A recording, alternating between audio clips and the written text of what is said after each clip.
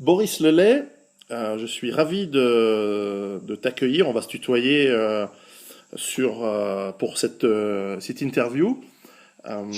Ça fait des mois, presque une année, que régulièrement j'écoute tes interventions vidéo sur ta chaîne YouTube. Et j'ai été impressionné par la finesse, par pas l'originalité, mais en tout cas la finesse et la radicalité, et en même temps la mesure de tes interventions sur l'analyse de ce qui se passe aujourd'hui.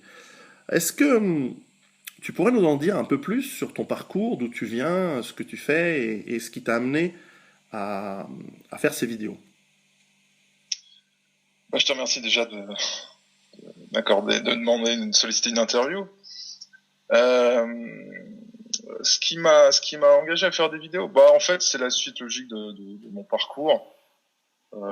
Ça fait une dizaine d'années maintenant que je me suis engagé en politique, d'abord dans un parti il y a très longtemps, puis ensuite après à titre individuel. Et puis des amis, il y a peut-être un an et demi, m'ont dit, écoute, parce que en fait, j'échange sur Internet de vive voix avec eux. Ils m'ont dit, écoute, tu parles bien, tu devrais peut-être essayer de faire des vidéos. Et puis, je me suis lancé là-dedans. J'ai commencé à en faire. Et puis, ça a eu un écho relativement positif. Il y a pas mal de gens qui m'ont contacté, qui me suivent aussi sur Facebook via ces vidéos, qui font des commentaires. Donc, c'est vrai que c'est assez récent pour moi, mais c'est finalement la suite logique de ce que je fais et ce que je fais depuis au moins 5 ans. C'était plutôt jusqu'à présent par écrit sur un blog que j'anime. Donc j'ajoute la vidéo. Il y est toujours ce blog? Ouais, absolument. Ça s'appelle braizatao.com. Ah oui, c'est vrai que tu as un cri de guerre en celte, c'est ça? C'est en langue, en breton? Oui, c'est en langue bretonne. Ça veut dire Bretagne toujours. Les Bretons le connaissent en général. Et voilà. Les Bretons sont un peuple fier. La Bretagne a longtemps été un État, un royaume, libre et indépendant. Tu viens de la mouvance indépendantiste ou autonomiste bretonne? Oui, oui, c'est-à-dire que j'ai adopté un raisonnement, j'allais dire, identitaire, une approche identitaire assez tôt. Et logiquement, donc, je me suis engagé dans la défense de l'identité bretonne, etc. Et donc oui, mon premier engagement politique, c'était dans un parti nationaliste breton. J'y suis resté peut-être un an et demi. Depuis, j'ai jamais été dans un parti politique. Et oui, je me reconnais dans ce que tu définis comme effectivement étant le mouvement breton au sens large. Pourquoi cet engagement? Quelle est ta motivation profonde lorsque tu parles d'identitaire ou d'identité? Bon, en l'occurrence vis-à-vis de la Bretagne, mais en fait, fondamentalement, qu'est-ce qui te motive à exprimer tes idées et de manière finalement si passionnée et risquée? Alors, moi, ma conception des choses est la suivante. C'est-à-dire, moi, je crois profondément qu'il y a des communautés naturelles que certains appellent des ethnies, d'autres appellent des nations. Après, ces mots sont un peu complexes, donc on met pas tous derrière la même signification. Par exemple, la Suisse est-elle une nation, oui ou non? La question se pose, puisqu'en fait, il y a plusieurs groupes à l'intérieur de la Suisse. Donc, mais fondamentalement, moi, ce que je défends, c'est le droit des peuples à s'autodéterminer et à être libres de leurs choix. C'est ça qui m'anime profondément, et le droit d'être respecté. Donc c'est ça qui m'anime. Donc effectivement, ça c'est vraiment mon premier engagement, mais effectivement, comme tu l'as bien dit, on peut le projeter après pratiquement partout. C'est-à-dire que c'est quelque chose qui est reproductible partout, en Europe et ailleurs. Donc et évidemment, quand on est attaché en particulier à son peuple et qu'on veut le défendre parce qu'on estime qu'il y a un danger, une menace existentielle qui pèse sur lui, on s'engage sans trop penser à reculer. Qu'est-ce qui t'a amené je crois que tu vis au Japon, à Tokyo. Qu'est-ce qui t'a amené Oui. à vivre au Japon? En fait, moi j'avais un ami qui vivait au Japon depuis le début des années 2000 et c'est comme ça que j'ai fait la découverte du Japon. En fait, je suis venu le voir une fois et j'ai beaucoup aimé ce pays. Et donc par la suite, j'ai voyagé dans d'autres pays, hein, c'est-à-dire que je faisais souvent l'aller-retour entre la Bretagne et d'autres pays comme l'Australie par exemple où j'ai été travailler aussi. Et donc je suis revenu plusieurs fois au Japon. Et maintenant j'y suis. Je m'y suis retrouvé un petit peu bloqué, un petit peu malgré moi en quelque sorte, puisque le gouvernement français m'a retiré mon passeport. Ah bon? Non, oui, je peux plus voyager librement. Et comme j'avais l'opportunité de rester au Japon, en tout cas pour une certaine durée, eh bien en fait j'ai décidé d'y rester, puisque de toute façon le gouvernement français ne me propose que de me constituer prisonnier pour aller purger une peine de prison en France. En raison de mes activités de blogueur, je précise. Donc une sorte de délit d'opinion. Ah oui, c'est complètement un délit d'opinion, absolument. Ah, les droits de l'homme et des libertés d'expression ne sont plus ce qu'ils sont, visiblement. Visiblement. Ça n'a jamais été, c'est selon les agendas du moment. Comment les Japonais que tu fréquentes voient la situation de l'Europe et de la France en particulier aujourd'hui?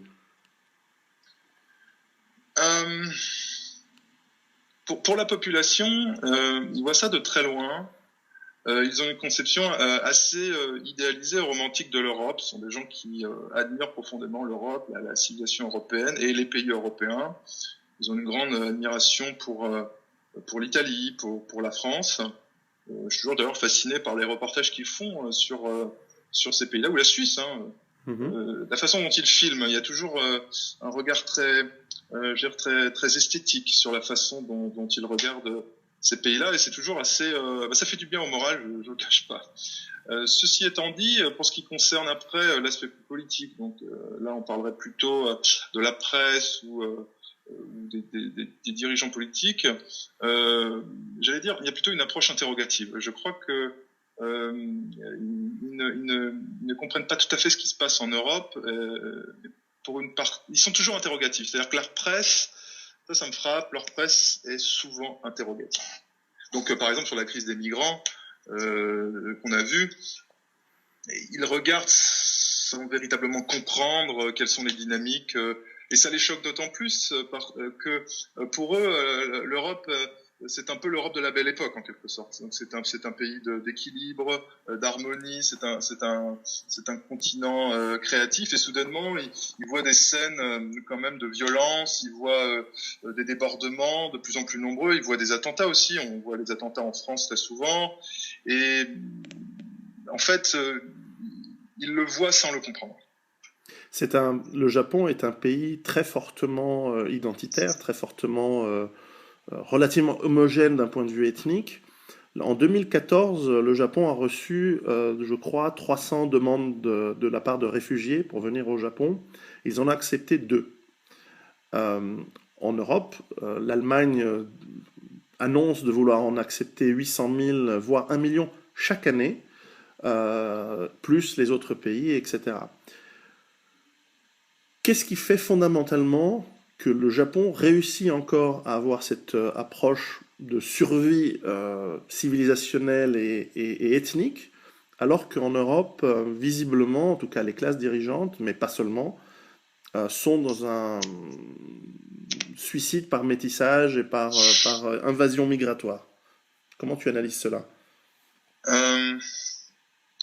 Je pense que c'est essentiellement dû au fait que les Japonais n'ont pas connu la même rupture que les Européens en 1945.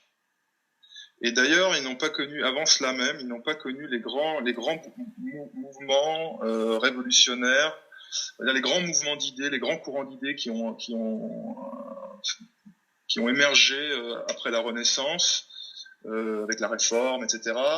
Il n'y a pas eu tout ça au Japon. Le Japon est sorti directement au 19e siècle du féodalisme pour passer dans la révolution industrielle. Donc, en fait, ils sont passés dans la modernité sans avoir les grands bouleversements idéologiques qu'on a connus. En 1945, quand le Japon a été vaincu, il n'y avait pas à proprement parler d'idéologie, à la différence par exemple de l'Allemagne national-socialiste ou bien de l'Italie fasciste. Il n'y avait pas le besoin pour les Japonais de structurer la société autour d'une idéologie parce que la cohésion naturelle du peuple existait encore. Donc il n'y avait pas une espèce de guerre civile permanente pour une hégémonie interne en quelque sorte.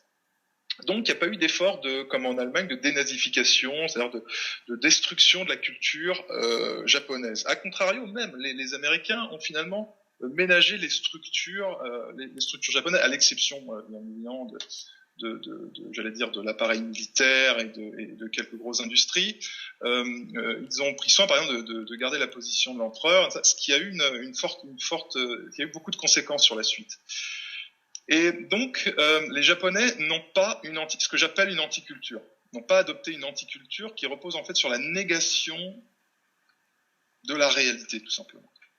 Donc, ils n'ont pas de détestation d'eux-mêmes, ils n'ont pas tout ce que l'on connaît en Europe, et donc, quand ils voient un problème, ils le règlent de façon parfaitement pragmatique et réaliste, en dehors de tout schéma idéologique, utopiste, comme on peut le connaître aujourd'hui en Europe, que ce soit l'antiracisme, etc., qui mène fatalement à des catastrophes. Et je crois qu'on va les voir de plus en plus. Donc je pense que c'est ce qui fait la grosse différence. Y a-t-il au Japon un marxisme culturel ou même parmi les mouvements, je ne sais pas s'ils sont encore aussi puissants que dans les années 60 ou 70, dans les mouvements marxistes ou communistes, y a-t-il une dimension de marxisme culturel telle qu'on l'a connue telle qu'on la connaît en Occident très fortement depuis une quarantaine d'années, ou pas du tout, ou c'est différent? Non, c'est pas faute d'avoir eu des tentatives, mais ça ne prend pas. Ça ne prend pas parce que, en fait, la culture japonaise n'est pas une culture chrétienne. Et ce que je veux dire par là, c'est-à-dire que si vous voulez diaboliser, par exemple, la structure familiale telle qu'on la connaît, traditionnelle, telle qu'on l'a connue longtemps en Europe, il faut d'abord qu'elle existe. Au Japon, elle existe également, mais il n'y a pas une sacralisation de la structure familiale telle qu'on a pu la connaître. Si bien que quand vous essayez de brandir le mariage homosexuel en opposition à la structure traditionnelle, ça ne prend pas, parce qu'il n'y a pas d'enjeu. Les Japonais ne considèrent pas l'homosexualité comme un sujet tabou. Ce n'est pas un problème. Donc il n'y a pas d'enjeu. Et on ne peut pas en faire une arme politique de ce fait-là. Donc il y a bien un parti communiste qui est puissant au sens du nombre d'adhérents, mais qui est un parti communiste, j'allais dire, tel qu'on a pu le connaître en France dans les années 50. C'est-à-dire que ça reste, ce n'est pas acquis à ce qu'on appelle le marxisme culturel ou le gauchisme. Ça reste très axé sur des questions, j'allais dire, salariales, ou alors par rapport aux voisins, c'est-à-dire plutôt une position pacifiste. Ce sont plutôt ce genre de thématiques-là. Et on ne voit pas ce qu'on peut voir en Europe, par ailleurs, en Europe de l'Ouest en tout cas, ou en Amérique du Nord. Donc ça n'existe pas. Et pour, je veux dire, pour même aller plus loin, je veux dire, les gens qui sont dans la rue au Japon, c'est l'extrême droite. Donc c'est l'extrême droite sillonne les rues en fourgon noir, avec des chants nationalistes, etc. C'est les seuls, pour ce qui concerne l'activité politique, c'est peut-être les seules choses qu'on va voir au Japon. Il y a très peu d'activités gauchisantes.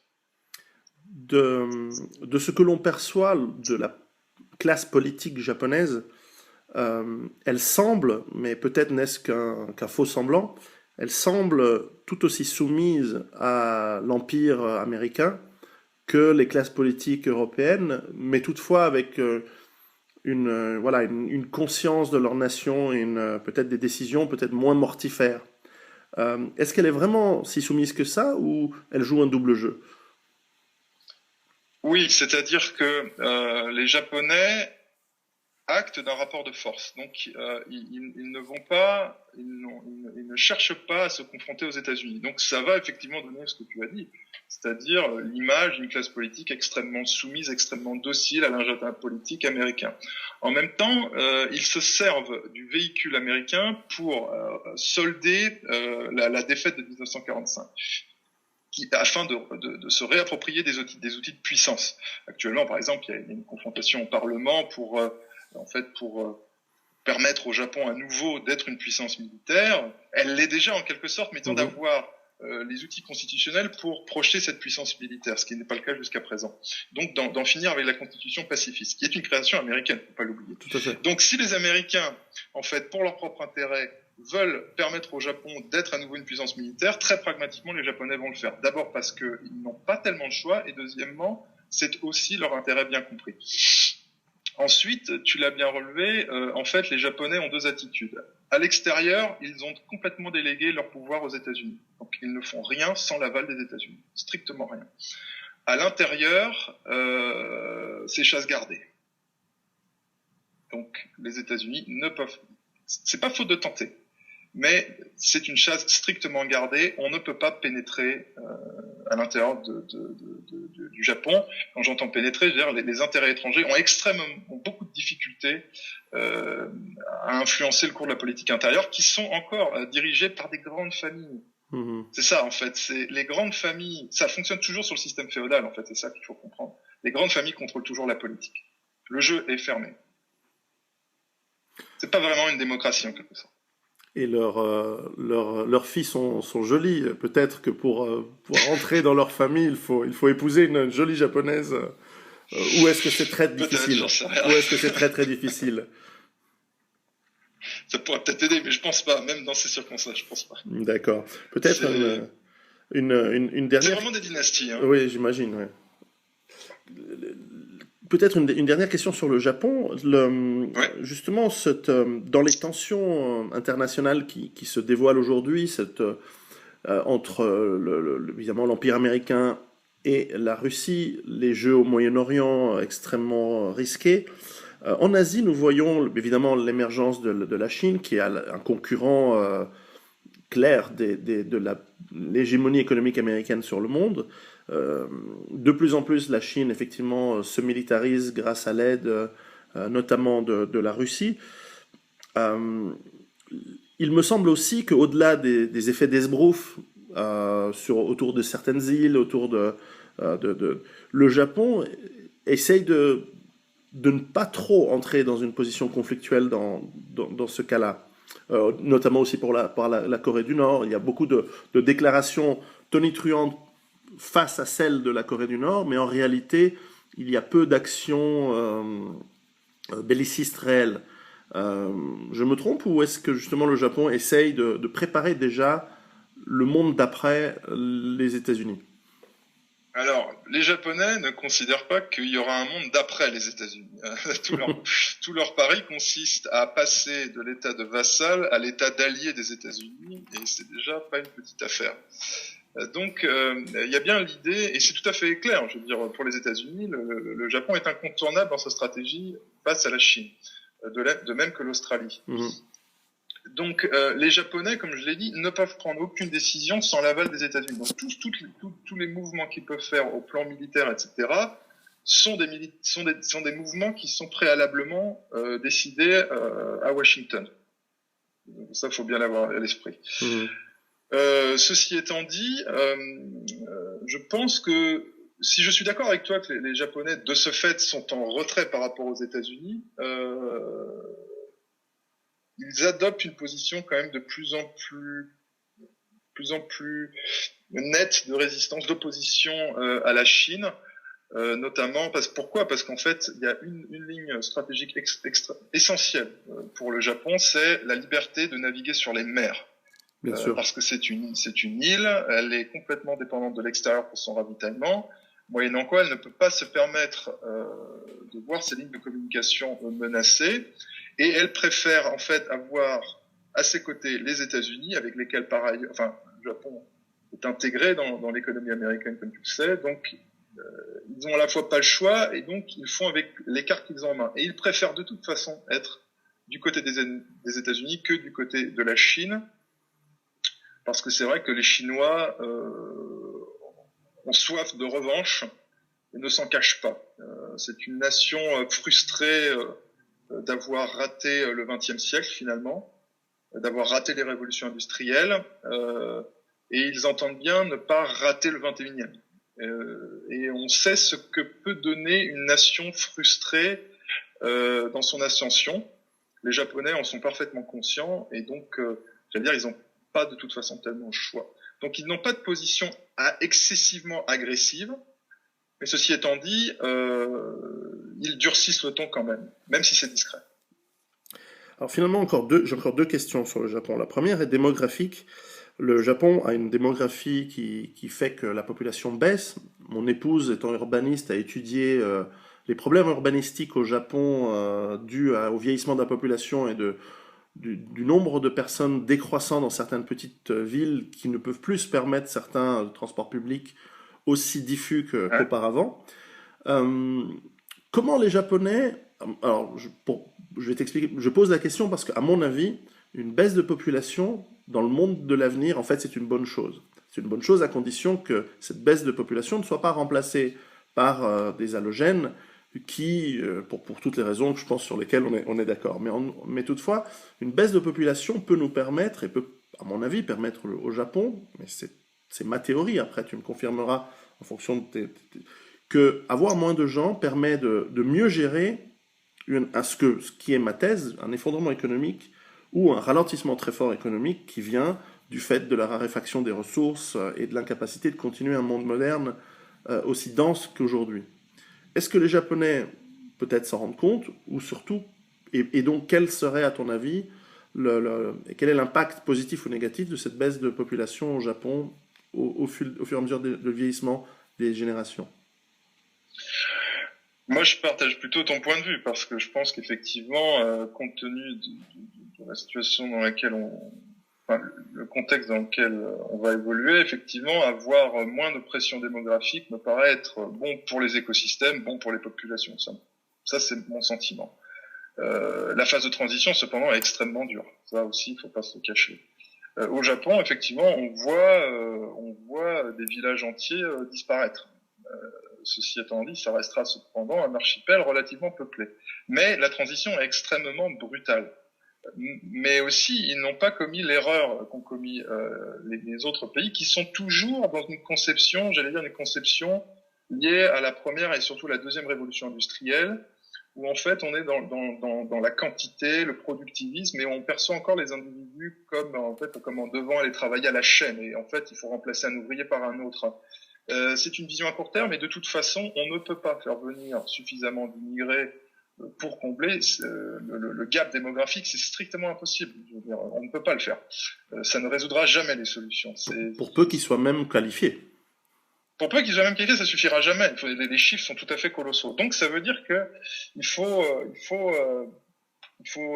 j'allais dire, réfléchir à une stratégie de long terme qui parte du principe qu'il y aura une dépression démographique. Les Japonais, pour autant que je puisse en juger, et c'est pas dit que ça va rester comme ça à l'avenir, mais pour le peu que je puisse en juger, ne veulent pas de l'immigration massive.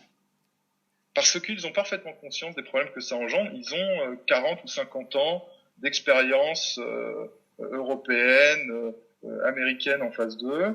Je ne dis pas que ça ne sera jamais le cas, mais jusqu'à présent, ils n'ont pas fait ce choix-là. Et de toute façon, ne l'ayant pas fait auparavant, quand bien même s'y mettraient-ils maintenant, ça ne suffirait pas. Pour une question de transition déjà enclenchée. Donc eux misent plutôt sur la robotisation généralisée de la société. C'est un vrai choix stratégique qu'ils ont fait, qu'ils font. Donc évidemment, on est sur deux conceptions radicalement différentes. Donc on est toujours un petit peu sur ce que certains peuvent admirer chez les Japonais, qui est à la fois d'être un petit peu à la pointe de la technologie et en même temps d'essayer de conserver l'essentiel. Voilà. Donc on est plutôt vers ça en ce moment. Mais par contre, ceci étant dit, notamment dans les campagnes, c'est vrai que c'est un désastre en quelque sorte, où il y a des villages qui disparaissent du jour au lendemain. Mais les Japonais ont cette philosophie de l'éphémère. C'est-à-dire que les Japonais ne tiennent jamais rien pour acquis. Et ça se retrouve, tu parlais de ta femme qui est urbaniste, ça se retrouve dans leur habitat qui est en bois, et au Japon, une maison est conçue pour durer 30 ans. Alors nous, on n'a pas du tout cette mentalité-là. Nous, on a cette idée de se perpétuer dans la durée. C'est très différent, quoi. Donc pour eux, rien n'est jamais acquis. Il y a des cycles, il y a des hauts, il y a des bas, et il faut s'y adapter. Étant moi-même grand fan des mangas, notamment des animations des années 70 et même plus tard, hein, je pense à Ushu Senkan Yamato ou par exemple plus récemment Akira, nous voyons que dans la culture japonaise, il y a le concept d'être déjà une société post-apocalyptique. Beaucoup de leur culture fait transparaître cet élément-là. Si, comme je le théorise, et c'est mon hypothèse, nous allons vers un effondrement économique global, comment vois-tu justement l'approche culturelle des Japonais, et même concrètement dans leur vie, comment tu vois leur capacité à s'en sortir? Plutôt bonne ou plutôt moins bonne que l'Occident? Je te cache pas que je pense elle sera meilleure. Meilleure. Je pense qu'elle est meilleure. Parce qu'ils ont une capacité de résilience qui nous dépasse de beaucoup. Et je vais te donner un exemple très concret. J'étais au Japon au moment de Fukushima. Donc j'étais ici et j'étais avec des gens que je connaissais. Et donc, moi, je suivais les informations parce que bon, le tremblement de terre, je crois qu'il était arrivé vendredi, quelque chose comme ça. Et 3 jours après, on a commencé à entendre parler d'un problème avec une centrale à la télévision. Et le gouvernement filtrait beaucoup les informations. Mais on voyait bien qu'il y avait un problème, qu'il n'arrivait pas à maîtriser ce souci. Et moi, je me renseignais dans les médias internationaux, notamment la BBC ou les médias français. Et transparaissait vraiment un état de panique intégral, quoi. Et au bout d'un moment, puisque les Français avaient envoyé la sécurité civile et des conseillers nucléaires, puisque les Français ont une énorme industrie nucléaire et ils sont en lien avec les Japonais, ils leur ont envoyé une équipe de spécialistes. Et à l'époque, le gouvernement français qui avait son équipe sur place avait dit la situation est désespérée sur la base de ce que leur disaient leurs spécialistes. Donc nous disons en fait aux Français de partir le plus loin possible. Et donc je dis immédiatement à mes amis qu'il faut fuir, il faut partir. Et j'ai eu affaire à des Japonais qui étaient d'un stoïcisme absolu en disant non, il n'y a pas raison de paniquer, tout va bien. Genre ouais, mais la centrale nucléaire va exploser. Mais non, il faut rester maître de soi. Et il fallait voir les Japonais à ce moment-là. Il y avait même sur le site du sinistre. Dans les zones touchées par le tsunami, etc., les Japonais faisaient gentiment la queue devant les points de ravitaillement. Il n'y avait pas un bruit plus haut que l'autre, etc. Bon, ça c'est les Japonais, ils sont comme ça. Donc en cas de crise, ils seront pareils, ils feront la queue. Il y aura vraisemblablement pas ou peu d'émeutes.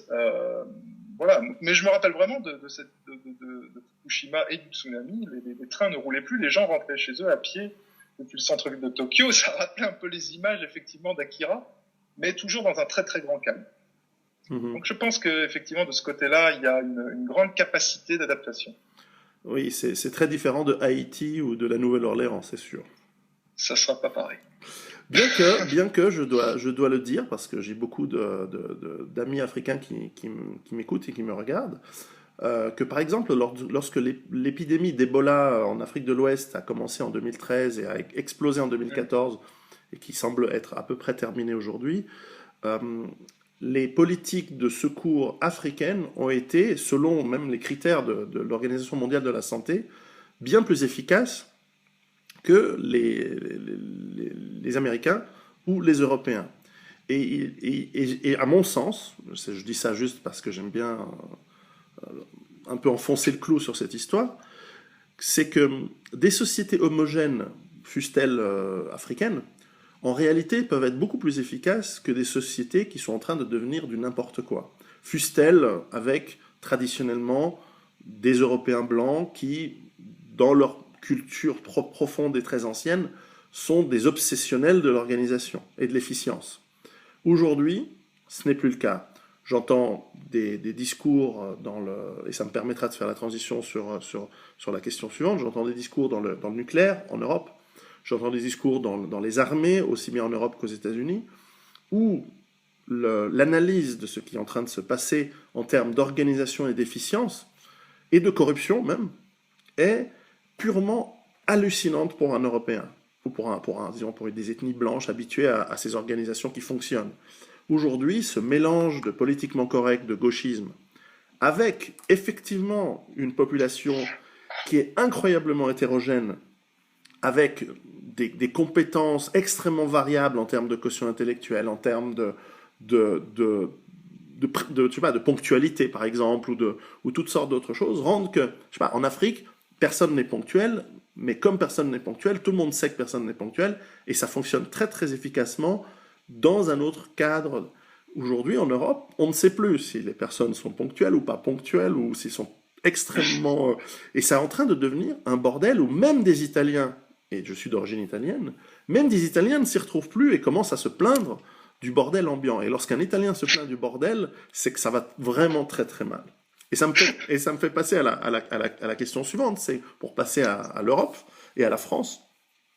Depuis le Japon, comment toi tu vois, et ça nous renvoie à tes analyses que tu fais fréquemment et brillamment sur ton blog et sur ta chaîne YouTube, et d'ailleurs c'est malheureux qu'elle ne puisse plus être aussi longue qu'avant, qu'est-ce qui fait comment tu vois justement cette évolution, cet immense bordel plus ou moins organisé, plus ou moins chaotique et plus ou moins voulu, qui est en train de se passer en ce moment, entre les migrants, entre l'économie qui va mal, entre les politiciens qui sont totalement déconnectés des problématiques des citoyens ou même de la population, pas seulement des citoyens, mais aussi je connais beaucoup de gens qui sont immigrés en Europe et qui se plaignent, et qui veulent repartir. C'est un truc, c'était impensable il y a encore 5 ans.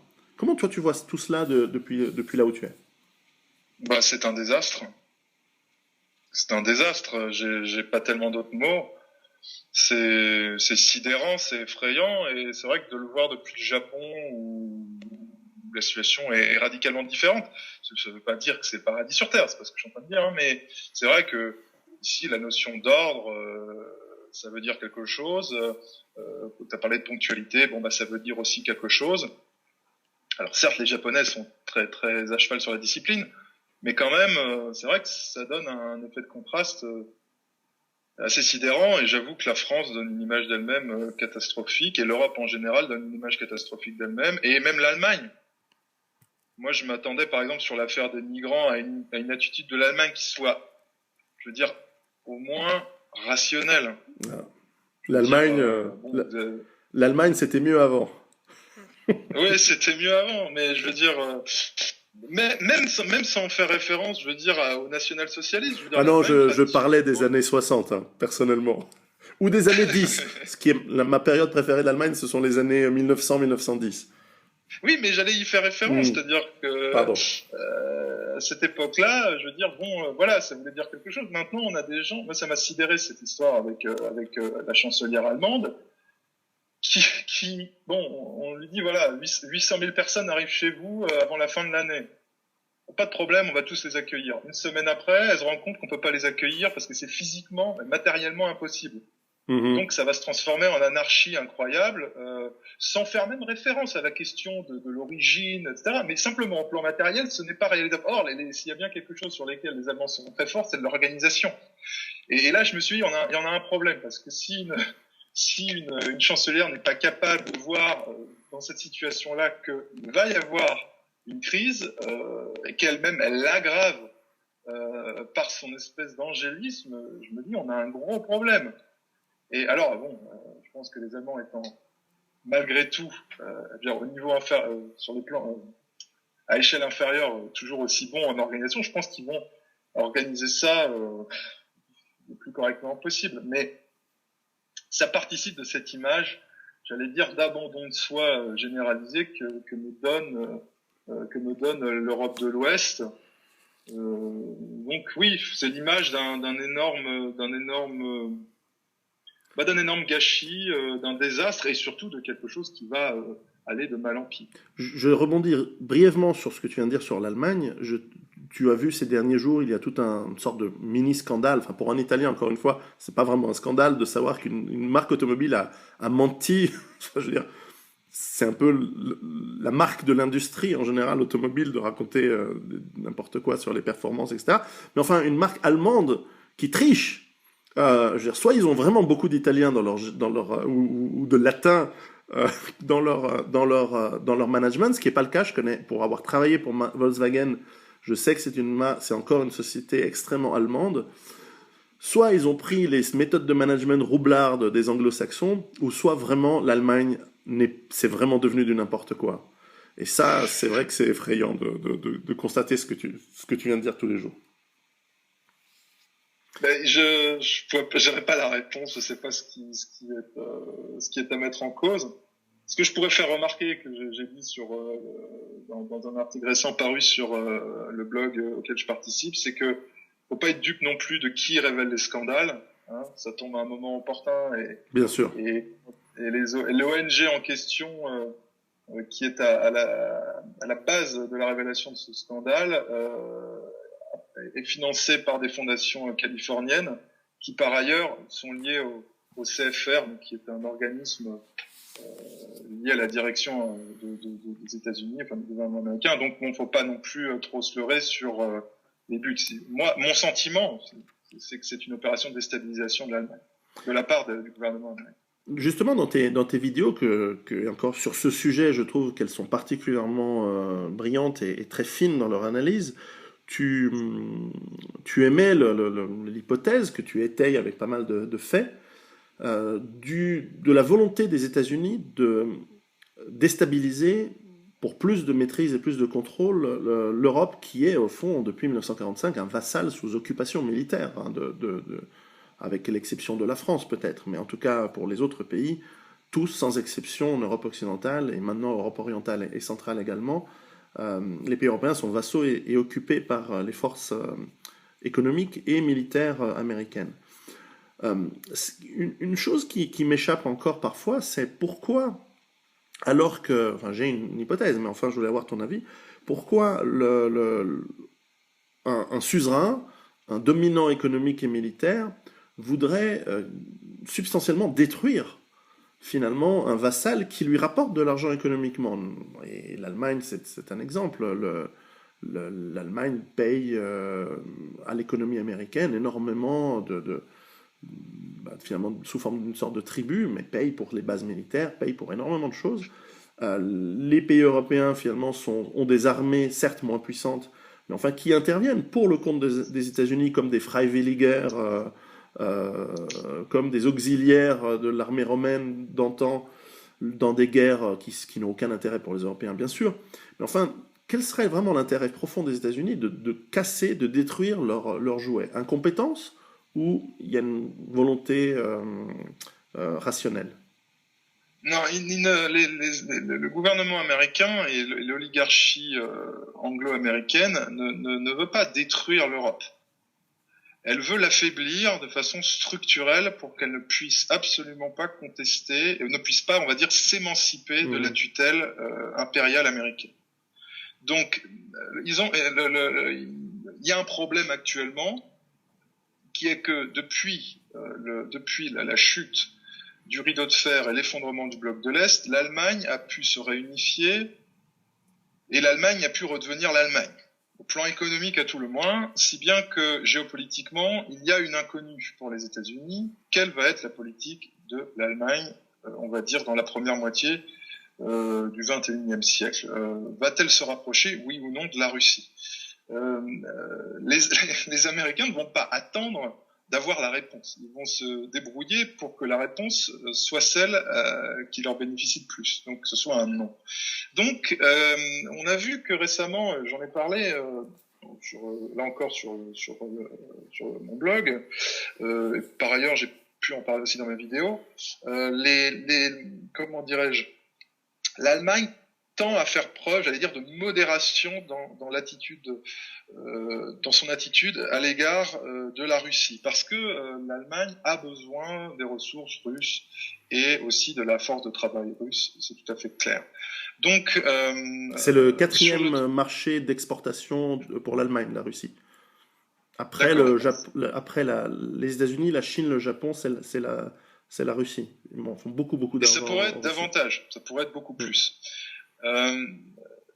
Donc, sur le cas ukrainien, on a vu que là je crois que vraiment l'avertissement pour les États-Unis, ça a été le cas ukrainien.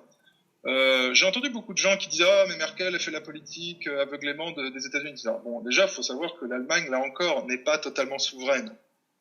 Loin s'en faut. Elle est occupée militairement. Ceci étant dit, Merkel peut prendre un certain nombre d'initiatives qui peuvent modérer les ambitions américaines.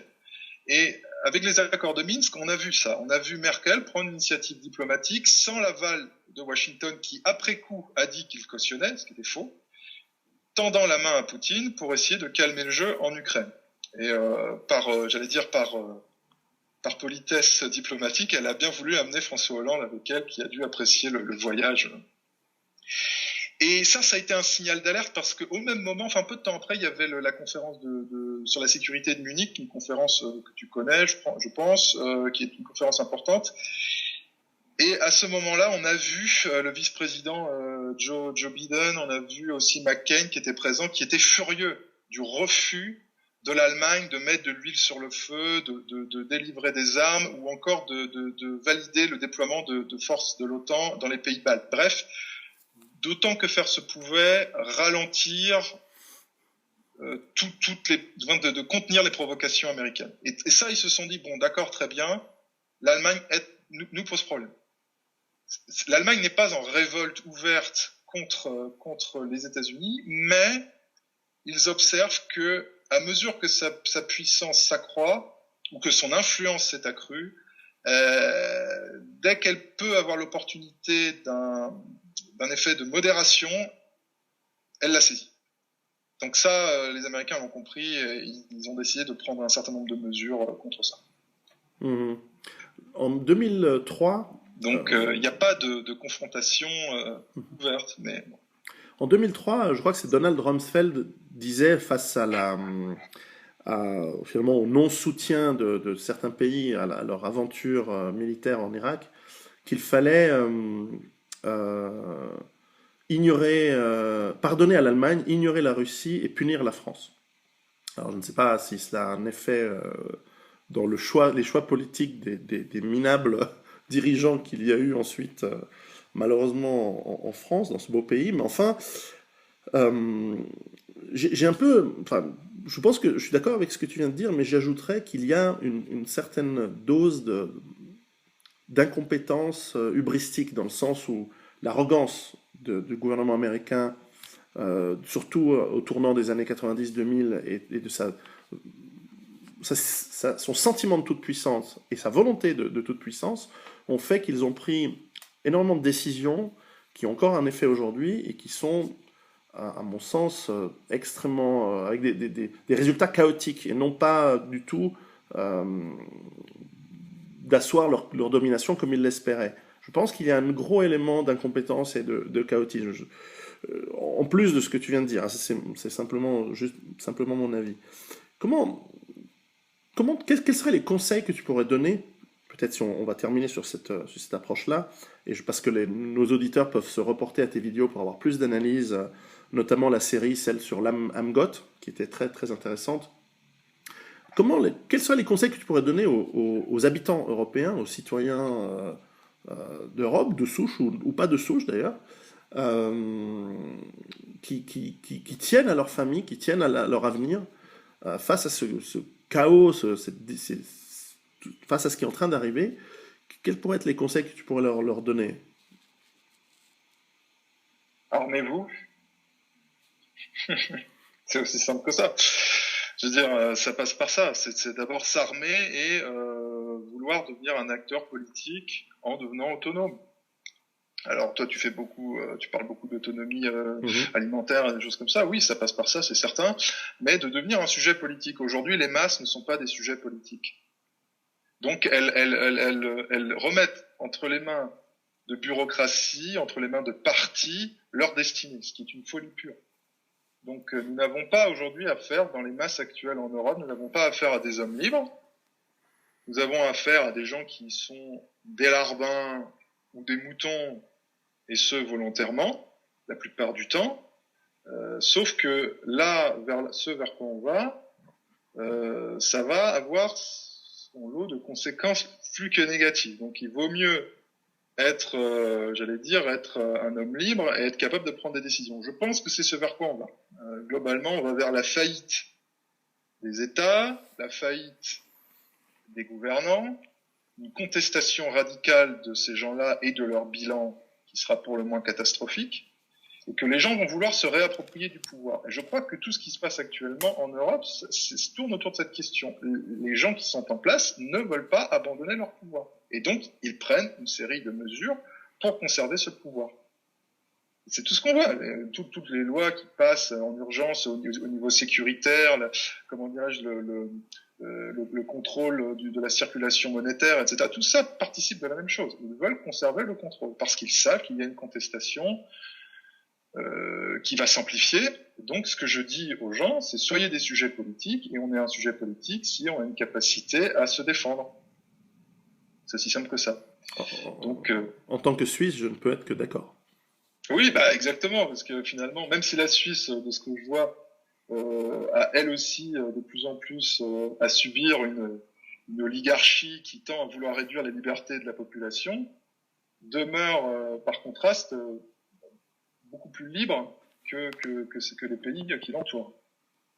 Et bon, alors je vois qu'ils ont quand même essayé de brider justement le citoyen soldat dans ses compétences, mais c'est ce vers quoi il faut. Hein. Je veux dire, les milices patriotiques, ça passe par là. Le fait qu'on ne peut pas voter de taxes sans avoir l'aval des populations concernées, c'est aussi important. Nous avons des gens qui s'endettent à longueur d'année, nous avons des gouvernants qui s'endettent à longueur d'année sur des décennies, sauf que les gens qui vont devoir payer ces dettes ne sont pas encore nés, ou s'ils sont nés, n'ont pas pu s'exprimer sur ces futurs impôts. Hein.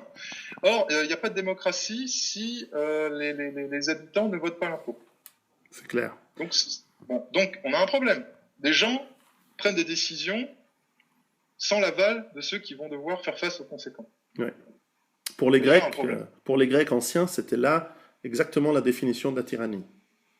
Eh ben, c'est dans ce quoi nous sommes, c'est clair. Après, c'est l'histoire, c'est un éternel recommencement. Au bout d'un moment, tu vas avoir... de toute façon, plus ça va aller, plus on va vers une dérive autoritaire, voire plus. Mm-hmm. À titre personnel, de façon anecdotique, j'en sais quelque chose, mais ça va se généraliser. Donc, les gens vont avoir de moins en moins le droit de s'exprimer. Le seul droit qu'ils vont avoir, c'est de payer des taxes, de plus en plus. Et la seule façon de résister à ça, au bout d'un moment, effectivement, c'est une résistance violente. Et qui est simplement le fait de défendre ses droits. Et moi, j'invite les gens à se référer à la Révolution américaine contre l'Angleterre, parce que je crois que ça peut être une source d'inspiration utile. Je crois que c'est un peu ce vers quoi on va. Comment tu vois le temps, c'est-à-dire comment tu vois les choses arriver dans ce dont tu es en train de décrire là, il me semble, n'est pas quelque chose pour 2050. C'est quelque chose qui me semble relativement proche. Et cette crise de migrants a au moins de clandestins, a au moins aura eu l'avantage, bien qu'on voit qu'en Suède, ils ont beau avoir des viols, ça a beau être le deuxième pays au monde où il y a le plus de viols par habitant, visiblement ils se réveillent toujours pas, ou très peu. Enfin, il y a au moins eu cet avantage, il y aura eu cet avantage moi personnellement, j'entends des gens qui votaient à gauche, des gens qui étaient encartés au Parti Socialiste Suisse. Personne n'est parfait, on a les amis qu'on peut. Bon, elles sont mignonnes. Mais qui me disent aujourd'hui, ah non, je vais voter pour le parti UDC, je veux pas du tout, je veux plus de dealers de drogue, je veux plus de ces gens qui nous coûtent cher, qui foutent le bordel dans les classes où les enfants n'apprennent plus rien parce que ils sont entourés de gens qui sont illettrés, qui parlent pas français, enfin bref, etc. Tout ce que vous connaissez en France depuis déjà 40 ans, ou 30 ans en tout cas, est en train d'arriver en Suisse. Et même des gens de gauche ici commencent à enlever le côté marxisme culturel parce que ça les touche dans leur chair, ça les touche dans ce qu'ils voient vraiment. Ce n'est plus de l'idéal, c'est concret. Et donc, quel est à ton avis ce que tu décris, cette tyrannie qui a déjà démarré, ces insurrections de plus en plus fortes, toi tu le vois dans quel laps de temps? C'est toujours la question difficile, je sais.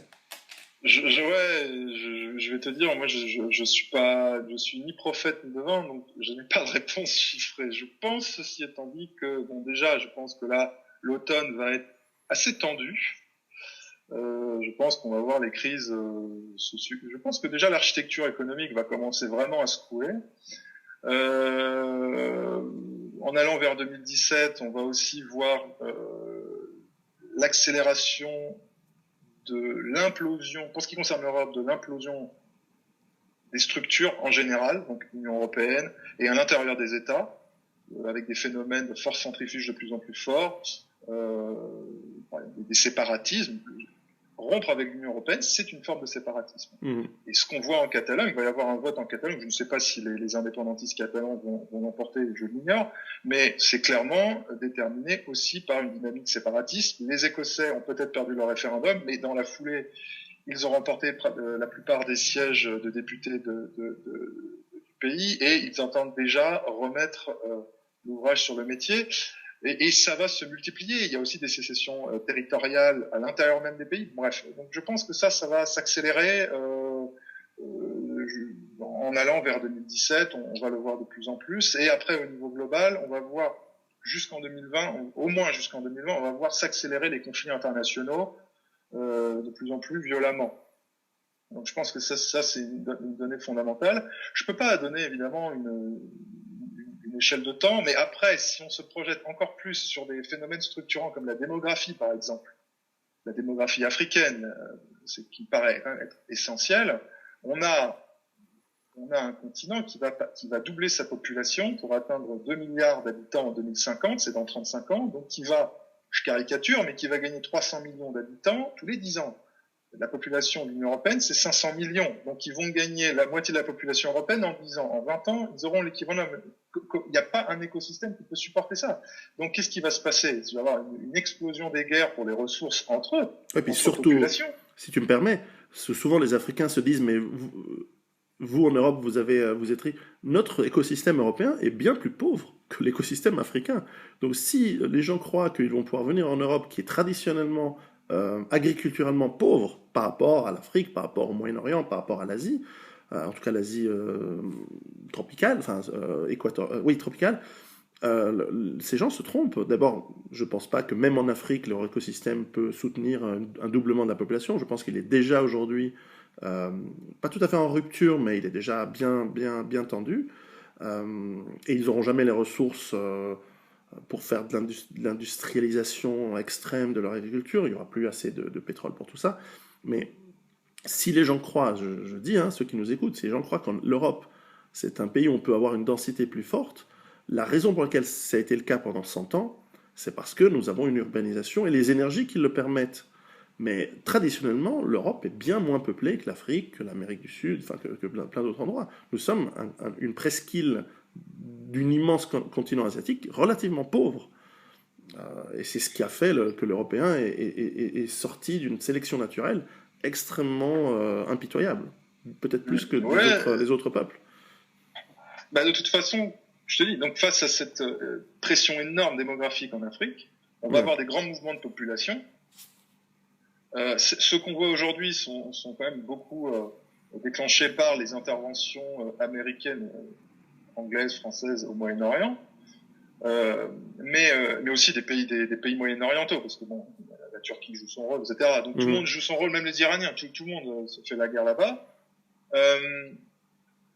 Mais quand on voit ces données vraiment structurantes comme la démographie africaine, et les conséquences inévitables que ça va avoir sur les pays, même les pays du Maghreb, les pays d'Afrique du Nord, etc. Parce qu'avant d'arriver en Europe, ils arrivent d'abord dans ces pays-là.